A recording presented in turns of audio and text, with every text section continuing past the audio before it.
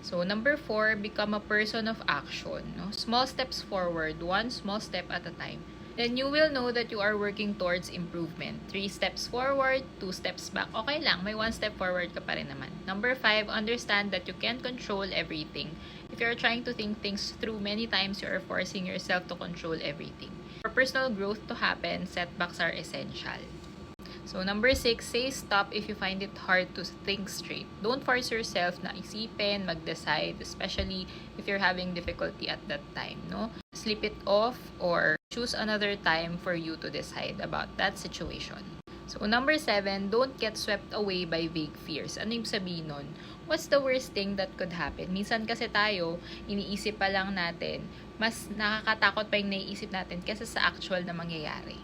The worst thing that could happen isn't usually as scary as the mind portrays it. Number 8 is exercise. This will make you